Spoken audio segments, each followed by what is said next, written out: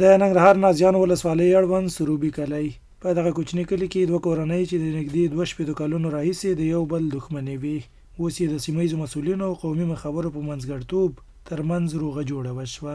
کوم جانب چې فیصله ونه منله پړ او ملامته به وي او مقابل لوري ته به 400,000 افغانۍ ضمانت ورکوي.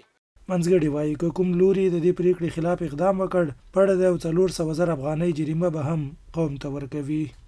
اول ظالم وکړي اول په لیارې وک به ګوتې تر ولګولې او بیا چې دې ته ورسېدو په همدغه ځای کې دواړه شاوخوا دې ته راضي کړه چې مړ پر وکړه. امارت اسلامي راتګ سره په زرګونه په سلګونه غټې شخړې او لانجې حل شوې او د هغې نتیجه دا ده چې د خلکو په زړونو کې الله واچوله چې یو اسلامي نظام راغی، نه غواړو لانجې بدۍ او دې ته ادامه ورکړو. د عقل محمد او ډاکټر روح الله کورنۍ چې کلونه دښمني پاللې وای له دې وروسته به د دوستۍ په فضا کې ژوند کوي. ملک نظر شاه او بل مولوي صاحب مستان شاه چې کومه هغه زموږ په منځ کې کړې ده فیصله او منډې ترړې کړي دوی نه الله ته اجر غواړم، الله دوی له اجر ورکړه او موږ په دې فیصله باندې راضي یو. الله د ټولو خلکو له دغسې توفیق ورکړه چې فیصلې وکړه او حل یې کړه او صلح یې وکړه. صلحو کې خیر دی. د نازیان ولسوالۍ سیمه ییز مسؤلین وایي د سیمې خلک له اسلامي امارت سره همکار دي او د دې ولسوالۍ په نورو سیمو کې هم د ورته شخړو خپلمنځي دښمنیو د پای ته رسیدو پلان لري.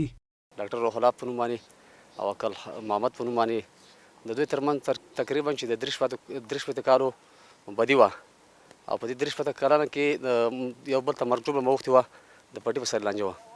نو دا بیا موږ دا قومونه راوغوښته ورته مې وویل چې دلته بدۍ دي او مشکلات دي، جهل تېر شوی دی، جاهلیت زمانه تېره شوې ده. نو دې دپاره موږ د پای ټکی ږدو او تاسې موږ سره همکار شئ. ولسونه کور ودان ټول مشران په یو غږ سره موږ ته وویله چې موږ به لیستونه هم راوړو. موږ ته لیستونه واخیستل، لیستونه یې راته راوړله، بیا دوی ته موږ دا وظیفه ورکړله چې کوم ځای کې مشکل موږ ته ښایي چې هغه خلک موږ راغواړو سره کېنوي. باید یاد شي چې په ولایتي کچه هم د قومونو ترمنځ د شخړو د حل لپاره د ولایت مرستیال په مشرۍ کمیټه جوړه شوې ده.